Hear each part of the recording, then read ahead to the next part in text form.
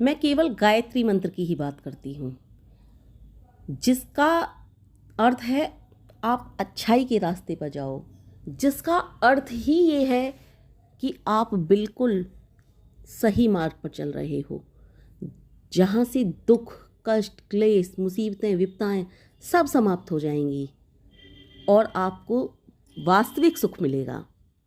जिन चीज़ों में आप सुख ढूंढ रहे हो वो सिर्फ और सिर्फ कष्ट देने वाली होती हैं, वहाँ सुख नहीं मिलता। देखिए, कुछ लोग सोचते हैं गायत्री मंत्र का जप हम नहीं कर पाएंगे, क्या है गायत्री मंत्र के जप में, कुछ नहीं है। कुछ लोग सोचते हैं कि हमारे पास जो कष्ट आ रहे हैं वो गायत्री मंत्र की वजह से आ रहे हैं, या फिर जो कुछ लोग कहते हैं कि जो परमपिता परमेश्वर को ज़्यादा जपते हैं, ज़्यादा मानते हैं, ज़्यादा धाते हैं, उनके पास ही दुख आते हैं, औरों के पास दुख नहीं आते। तो आपको एक बात बताऊं, ये जीवन जो होता है ना, ये जीवन एक खुली, जीवन के जो कर्म हैं वो हमारे लिए भगवान ने एक पाइप जैसा होता है। एक पाइप है, पोला पाइप, जो आर पार से पोला है। वो उस पाइप में आधे में सुख डाल रखे हैं, आधे में दुख डाल रखे हैं। अब मान लो सुख और दुख दोनों डाल रखे हैं, हमने कोई अच्छा कर्म किया है मान लो, तो वो हमारे सुख की तरफ जाएगा। जब सुख की तरफ जाएगा वो कर्म सुख की साइड वाले, जैसे आधा पाइप होता है, आधे पाइप में सुख की तरफ से डालेंगे उस कर्म को हम, कि ये वाला कर्म आपको सुख प्रदान देगा, और सुख की तरफ वो आगे को जो डालेंगे तो पीछे से पाइप में से क्या निकलेगा, दुख निकलेगा। यानी कि आपने सुख को डाला पाइप में से आगे से, और ऊपर से क्या निकला, क्योंकि सुख की तरफ से आपने हाथ को लगा के डाला, ऊपर से दुख निकल आया, तो आपको वो दुख, यानी कि आप सुख अच्छा कर्म कर रहे हो तो आपका वो पाप, एक पाप कट चुका है, ऊपर से दुख निकला है, उसमें से वो पाप आपका एक कट चुका है। और अगर आप बुरा कर्म कर रहे हो और दुख की तरफ से आपने उसमें दुख की तरफ से वो चीज़ डाली कि ये कर्म आपको दुख देगा, और दुख की तरफ से आपने ऐसे प्रेस करके उसमें डाला, तो आगे से क्या निकला, सुख निकला, कि आपका एक सुख अब कम हो चुका है, वो सुख आपने भुगत लिया, आपको वो सुख वहीं प्रदान हो गया। आप पाइप को देखिए, पाइप में आधे में सुख ठुसाठुस भरे हुए हैं, आधे में दुख ठुसाठुस भरे हुए हैं। तो आप सुख की तरफ से, यानी कि कोई अच्छा कार्य कर रहे हो, सुख की तरफ से प्रेस करते हो, तो आगे से क्या निकल रहा है, दुख निकल रहा है। इसलिए आपको दुख प्रदान हुआ कि एक दुख आपका कम हो गया, आपने सुख में बढ़ोतरी की है।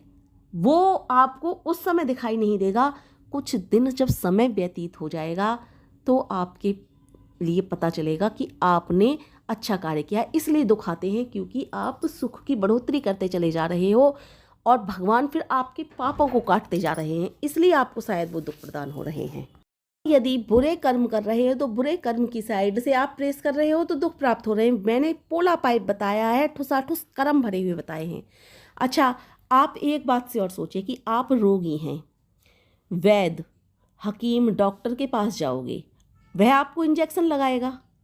इस इंजेक्शन के लगाते समय आपको जो कष्ट होगा और जो आपको कड़वी दवाई देता है, वो इस दवाई को पीते समय जो आपको कष्ट होता है, आप इस कष्ट को इसलिए सहन कर लेते हो कि आपका इससे जो वो होगा, इससे फ़ायदा वो आपको पता है कि इसे खाने के बाद या फिर इंजेक्शन लगवाने के बाद वो मेरा ठीक हो जाएगा। आप डॉक्टर की फीस भी देते हो, इंजेक्शन के दर्द और कड़वी दवाई का कष्ट भी सहन करते हो, क्योंकि आपको पता है ऐसा करने से आपका स्वास्थ्य अच्छा हो जाएगा, आपका रोग दूर हो जाएगा, आप अधिक सुख से, अधिक आराम से रह सकोगे। लेकिन आपको गायत्री मंत्र के विषय में या फिर परमपिता परमेश्वर का ध्यान, जप, तप करने के विषय में ये आपको विश्वास ही नहीं है कि आपका कष्ट दूर होगा, आपका जो आपको दुख मिल रहा है वो दूर होगा। आपको सिर्फ ये लगता है कि हम नाम ले रहे हैं, हमें कष्ट क्यों मिल रहा है, हम ईश्वर का जप कर रहे हैं, क्यों कष्ट मिल रहा है, गायत्री मंत्र का जप कर रहे हैं, फिर भी हमारा कष्ट दूर नहीं हो रहा, क्यों दूर नहीं हो रहा। तो भाई, इस बात का विश्वास कीजिए कि आपका जो वो पोला वाला पाइप है, उसमें आधे में सुख, आधे में दुख है। वो इसीलिए है कि एक तरफ से अगर अच्छा कर रहे हो तो आपको का सुख बढ़ रहा है, दुख कम हो रहे हैं, लेकिन जो किए हैं पहले उसकी सज़ा भुगतने के बाद ही तो वो दुख कम होगा। और अगर दुख गलत कार्य कर रहे हो तो वो दुख बढ़ रहा है, आपका सुख निकल रहा है, क्योंकि आप गलत कार्य कर रहे हो। दुख निकल जाएगा अगर अच्छा करोगे, दुख जब निकल जाएगा तो उसकी सज़ा भुगतोगे, क्योंकि वो आगे से निकल चुका है, उसकी सज़ा भुगतोगे। कहते हैं धीरे धीरे पाप का घड़ा भरता है, तो घड़ा भरना शायद इसी को कहते हैं। वो जब गलत कार्य करते करते करते करते वो पाइप भर जाता है। एक बार गलत कार्य कर रहे हो, पाइप भर रहा है, गलत कार्य कर रहे हो, पाइप बढ़ता ही जा रहा है, बढ़ता ही जा रहा है, आपके सुख ही सुख साइड से निकलते जा रहे हैं। जब वो पूरा का पूरा पाइप आपके बुरे कर्मों से भर जाएगा, फिर उसमें सुख निकलने की कहीं से आशा ही नहीं बचेगी। बस उसमें बुरे कर्म डालते जा रहे हो, उस नीचे से दुख निकलेगा, फिर बुरे कर्म डालोगे, दुख निकलेगा, क्योंकि सुख सारे खत्म हो चुके हैं। अब आधे में दुख थे, आधे में सुख थे। आपने बुरे कर्म कर करके वो सारे सुख वाले जो चीज़ें थी वो निकाल दी। अब आपके सुख के सारे रास्ते बंद। अब ऊपर से डालोगे दुख, ऊपर से डालोगे दुख, ऊपर से डालोगे दुख ही दुख निकलेंगे बाहर, और आपको कष्ट ही कष्ट मिलेंगे। लेकिन जो व्यक्ति अच्छे कर्म कर रहा है, गायत्री मंत्र के जप कर रहा है, सुमार्ग पर चल रहा है, सुकर्मों में पढ़ रहा है, किसी को कष्ट नहीं दे रहा, किसी को हानि नहीं पहुंचा रहा, उस पाइप में उसके ऊपर से सुख पड़ रहे हैं, लेकिन साइड में जो थोड़े बहुत दुख बचे हैं वो निकल रहे हैं। धीरे धीरे धीरे धीरे वो दुख के सारे रास्ते आपके, धीरे धीरे आप अच्छा काम करते जा रहे हो, सुख से वो बढ़ता जा रहा है, नीचे से दुख निकलते जा रहे हैं। उन कष्टों को आप झेलते जा रहे हो, जो कष्ट आपको मिल रहे हैं उन्हें आप झेलते जा रहे हो। ऊपर से फिर पाइप में से एक सुख डाला, फिर एक निकल गया, फिर उसका भी आपने भुगतान कर लिया, फिर भी अच्छा कर्म किए जा रहे हो। फिर ऊपर से आपने डाला, फिर नीचे से दुख निकल आया, फिर से आपको उसका भुगतान कर निकल गया। ऐसे धीरे धीरे आपके दुख खत्म होते जा रहे हैं, और ऊपर से क्या बढ़ते जा रहे हैं, सुख बढ़ते जा रहे हैं, सुख भरते जा रहे हैं। जब बहुत सारे उसमें केवल पाइप में सुख ही सुख, पोले पाइप में सुख ही सुख भरेंगे, बचेंगे, दुख खत्म हो चुके हैं, अब सुख ही सुख बचेंगे, तो आपके जीवन सुखमय बन जाएगा। ये बात वास्तव में सत्य है कि अच्छा करोगे अच्छा पाओगे, जो दोगे वही तो मिलेगा आपको। इसी तरह से मैं कह रही हूँ कि बाद में सुख, और बहुत लंबा सुख, बहुत आनंद देने वाला सुख आपको मिलेगा। गलत रास्ते पर चलकर थोड़ी देर हमें सुख मिल सकता है, या यूं कहें एक जन्म सुख मिल सकता है। यूं कहें अगर आप सोचते हो तो एक जन्म सुख लेने के बाद न जाने कितनी गलत योनियों में हमें भुगतना पड़ेगा। अंत बुरा ही होगा बुरा करने वाले का, और फिर उसके बाद लंबे दुखों का द्वार खुल जाएगा। तो अच्छे मार्ग पर चलो, कष्ट आए आने दो, क्लेश आए आने दो, मुसीबतें आए आने दो, तब आपके लिए असीम आनंद का द्वार खुल जाएगा। गायत्री मंत्र का जाप करते चलो, आपके अंदर का व्यक्तित्व सुधरता चला जाएगा। आप हृदय से भी कभी किसी को दुख नहीं दोगे। आप किसी भी परिस्थिति को इस तरह से संभालोगे कि सामने वाला भी आपकी प्रशंसा किए बिना नहीं रह पाएगा। सामने वाला भी कहेगा बहुत अच्छा कार्य कर रहे हो। मैं आपको इन दो रास्तों का वर्णन कर रही हूँ, सुख का रास्ता, दुख का रास्ता, दो एक पाइप में, यानी कि एक ही जीवन में ये दोनों किस प्रकार आते हैं और जाते हैं। परंतु जैसा मैंने कहा कि अच्छे मार्ग में केवल दुख ही नहीं होते, सुख भी होते हैं भाई। अच्छे मार्ग में चलोगे तो दुख ही, आप सोचो कि हम तो अच्छा करेंगे तो केवल उस पाइप में से दुख ही दुख निकलेंगे। नहीं भाई, उसमें सुख भी निकलेंगे, क्योंकि अच्छा करने के वाले के साथ गलत कैसे हो सकता है, सुख भी तो उसमें से निकलेंगे। आप सोचिए, एक मनुष्य आम का पेड़ लगाता है, उसे लगाने में, सींचने में, सर्दी और गर्मी में, उसको बचाने में, उसे खाद देने में, उसको कीड़ों से और पक्षियों से सुरक्षित रखने में उसे कष्ट होता है ना, अवश्य कष्ट होता है। यह पेड़ लगता है इसलिए कि उसे खाने को आम मिलेंगे, उसके बच्चों को खाने को आम मिलेंगे, परंतु ये आम बहुत जल्दी तो नहीं मिल पाएंगे।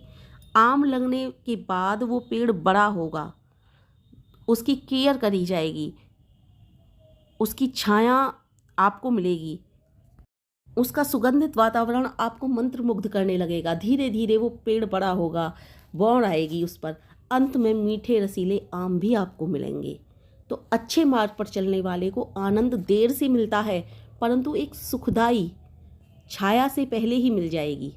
एक सुखदाई छाया जो होगी ना, वो पहले ही आपको मिलने लगेगी। ऐसी छाया, उसके लिए कष्ट को भी आप सुखदायक बना दोगे। जो आपको कष्ट मिल रहा है उसके भी सोचोगे कुछ देर की बात है, फिर आराम मिलेगा। यही गायत्री मंत्र का सार है। इसी तरह से आप गायत्री मंत्र के पथ पर चलोगे तो धीरे धीरे धीरे धीरे एक आम के वृक्ष की, जैसे मैंने आपको उदाहरण दिया है, इसी तरह से आपके जीवन में भी लंबा सुख आएगा, बहुत लंबा सुख आएगा। अब हर समय तो आम का पेड़ आम नहीं देता, कुछ समय तक आम देगा, फिर उसके अगले साल के लिए तैयार हो जाएगा। इसी तरह आपके जीवन में सुख और दुख दोनों आपके कर्मों के अनुसार आएंगे। देखिए, जैसा कर्म करोगे वैसा ही फल पाओगे। ये तो एक छोटा सा मैंने आम का उदाहरण दिया है बस। अब प्रश्न यह है कि क्या अच्छे मार्ग पर चलने के लिए तैयारी कैसे करें? अच्छे मार्ग पर चलने की तैयारी आखिर किस तरह से कर सकते हैं हम? तो भैया गायत्री मंत्र के जाप करो। गायत्री मंत्र के जप के द्वारा अपना व्यक्तित्व सुधारो, अपने कर्म सुधारो, अपनी भावनाएं सुधारो। जैसा अपने लिए बर्ताव करते हो वैसा दूसरों के साथ बर्ताव करो। वैसे तो जब हम लंबे समय तक गायत्री मंत्र का जाप करते जाते हैं तो हमारा स्वयं व्यक्तित्व सुधरने लगता है, स्वयं हमारे अंदर अच्छी बातें आने लगती हैं, अच्छे संस्कार उपजने लगते हैं, चाहे वो कितना भी बुरा व्यक्ति क्यों ना हो अंदर से। लेकिन यदि वो गायत्री मंत्र के जप में पड़ गया है, गायत्री मंत्र का जप करता ही जा रहा है तो उसका सुधरना एक न एक दिन तय है। जब साधक नया होता है, गायत्री मंत्र के रास्ते पर आता है, तो उसमें रुचि नहीं होती, वो उसका मन ही नहीं करता गायत्री जप के लिए। वो ऐसे मार्ग पर निकल के आता है क्योंकि वहाँ वो बस उसके मन को मौज चाहिए, मस्ती चाहिए। मन एकाग्रचित होकर परमात्मा का नाम ले, उसे मन को नहीं भाता। इसलिए मन को अंदर से तैयार करना होता है, मन में रुचि पैदा करनी होती है कि नहीं, कुछ भी हो जाए मुझे गायत्री जप करनी है।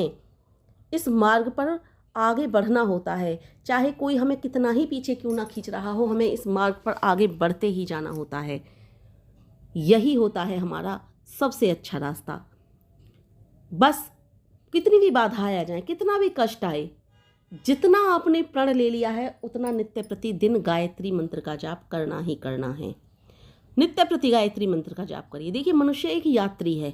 वह पैदा होता है तो अपने जीवन की यात्रा आरंभ करता है, कई मंजिलों, कई दिशाओं, कई निर्जन वनों, कई हरे भरे मैदानों, कई गरजती नदियों, कई सुनसान रेगिस्तानों, कई पहाड़ों, नगरों, ग्रामों, न जाने कहाँ कहाँ से गुजरता है।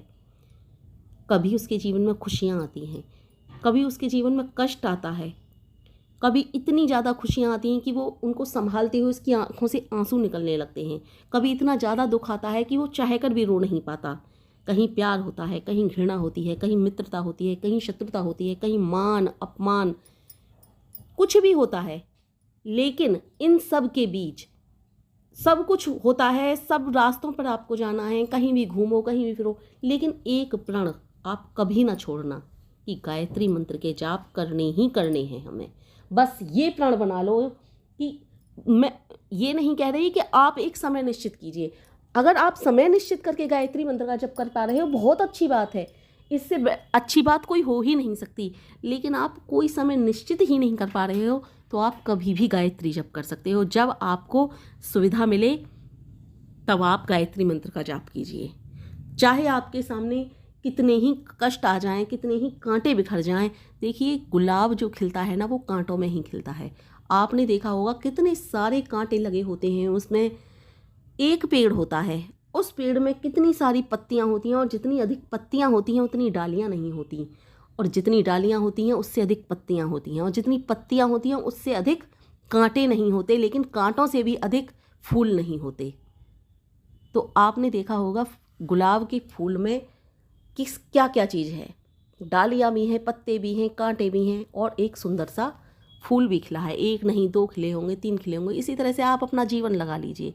आपका एक जीवन है, उसमें कितने सारे सदस्य हैं, हर सदस्य का कितने सारे रोल होते हैं। कोई आपको किसी प्रकार मानता है, कोई आपको किसी प्रकार मानता है। कांटों को आप दुख मान लीजिए, वो दुख हैं, और दुख देखिए कांटे ज़्यादा होते हैं ना, फूल कम होते हैं। तो इसी तरह से आप लगा लीजिए, जीवन में दुख ज़्यादा होते हैं, सुख कम होते हैं। इसी तरह से आप यदि मान कर चलोगे तो नित्य प्रति गायत्री मंत्र के जप से अपने आप को कभी नहीं रोकोगे। आप इस तरह से निराश होकर नहीं छोड़ोगे कि गायत्री जप में कुछ नहीं रखा, परमपिता परमेश्वर के नाम में कुछ नहीं रखा। आप ये कभी नहीं सोचोगे कि जो परमात्मा का नाम लेता है उसके जीवन में दुख ही दुख आते हैं। आप ऐसा कभी नहीं सोचोगे, क्योंकि इस तरह की सोच जो रखते हैं ना, वो गलत लोग ही रखते हैं। आप एक बात सोचिए, एक आपको कहानी तो पता ही है भगवान बुद्ध की, चलिए फिर से दोहराई देती हूँ।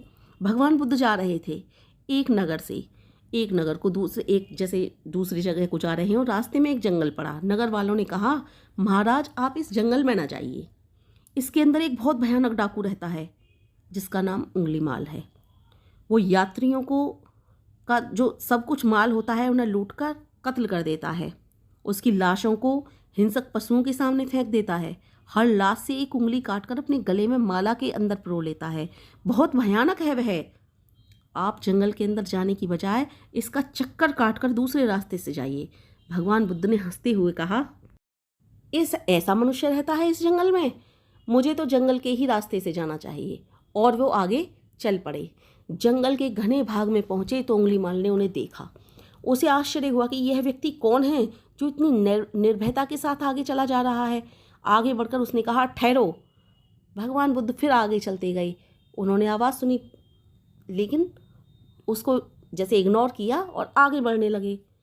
फिर उसने फिर से आवाज़ लगाई उंगलीमाल डाकू ने, ठहरो। तो भगवान बुद्ध ठहरे और ठहर करके उससे हंस करके बोले कि मैं तो ठहर गया, तुम कब ठहरोगे? तुम ही उंगलीमाल हो, लोगों की उंगलियां काटकर उनकी माला पहनते हो। उंगलीमाल ने गरज कर कहा, हाँ मैं ही उंगलीमाल हूँ। और बड़े आश्चर्य से देख रहा था कि ये व्यक्ति कौन है जो मुझसे निडरता से मुझसे इस तरह से सवाल जवाब कर रहा है, और मैं कब ठहरूंगा, इसका क्या मतलब है? फिर उंगलीमाल डाकू ने कहा, इस जंगल में क्यों आए हो? क्या तुमने मेरा नाम नहीं सुना? यह नहीं जाना कि मैं क्या करता हूँ?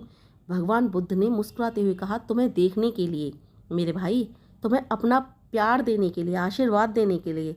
उंगलीमाल डाकू जो था वो आश्चर्य से बोला, परंतु मैं एक डाकू हूँ, कातिल हूँ, खूनी हूँ, राक्षस प्रवृत्ति का हूँ। भगवान बुद्ध ने उसके पास जाकर मुस्कुराते हुए उसके सर पर हाथ फेरते हुए कहा, नहीं, तुम मनुष्य हो, तुम अपने आप को भूल गए हो, सच्चाई को भूल गए हो। मैं गौतम बुद्ध हूँ, आओ मैं तुम्हें बताऊं कि सच्चाई क्या है। और वह उंगलीमाल डाकू जो इतना क्रूर दिखाई देता था, जो किसी के आगे रोता नहीं था, जो जानवरों की तरह सबको काटता था, जो कभी भावुक होना जानता ही नहीं था, वो बच्चे की तरह रोने लगा और भगवान के चरणों में गिर गया।